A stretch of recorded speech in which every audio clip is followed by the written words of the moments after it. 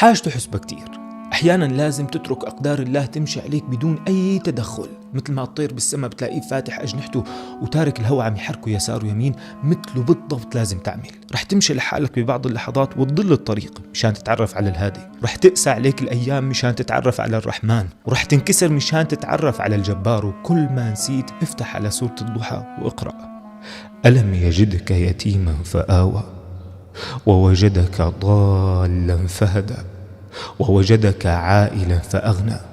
اللي أغناك مرات ومرات رح يتركك هلأ؟ لا والله. لذلك قوي قلبك وقول: اللهم ارزقني القوة لتغيير ما أستطيع تغييره، وارزقني الصبر لتقبل ما لا أستطيع تغييره، وارزقني الحكمة لمعرفة الفارق بينهما.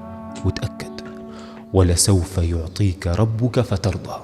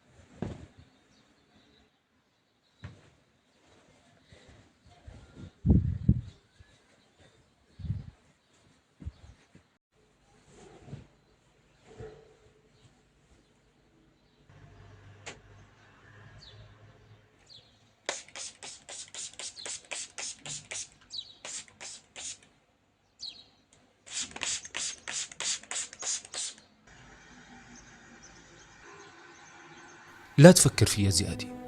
كل ما تضيع وتتشتت وما عاد تعرف تحسبها، تذكر قول جبريل لمحمد عليه السلام: يا محمد، عش ما شئت فإنك ميت، وأحبب من شئت فإنك مفارق، واعمل ما شئت فإنك مجزي به. بتفكر تعقدت ودائت وما عاد تنحل، وفجأة تتذكر قوله تعالى: قل إن الأمر كله لله. أنا على شو مهموم؟ على دنيا فاني ولا على قدر ما في مهرب منه؟ مدام الأمر كله لله أنا ماني لحالي، وربي معي وما رح يتركني. لذلك كان في أبيات شعر رائعة تقول: ولي حاجة يا ربي أنت عليمها، ولي دعوة في القلب أنت مجيبها، وما حيلة للنفس يا ربي إنها أتتك بشكواها وأنت طبيبها.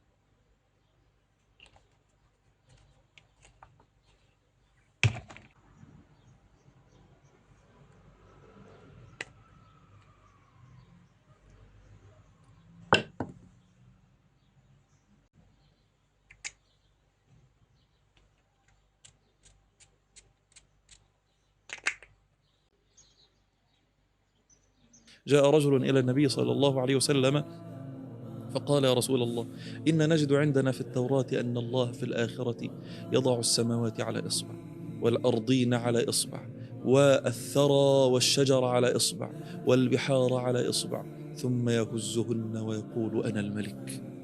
وضحك النبي صلى الله عليه وسلم متبسما وقال: وما قدر الله حق قدره. وما قدروا مع هذا كله وما قدر الله حق قدره. والأرض جميعا قبضته يوم القيامة والسماوات مطويات بيمينه سبحانه وتعالى عما يشركون.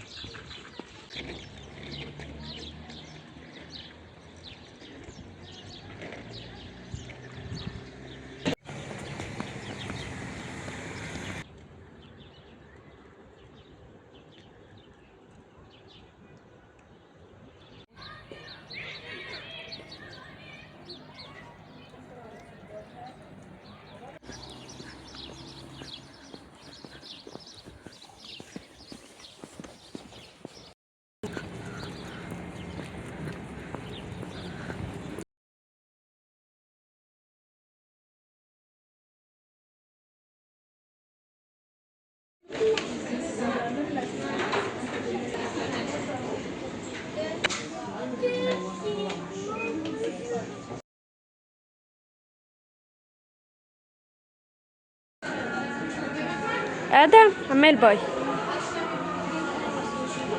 باي.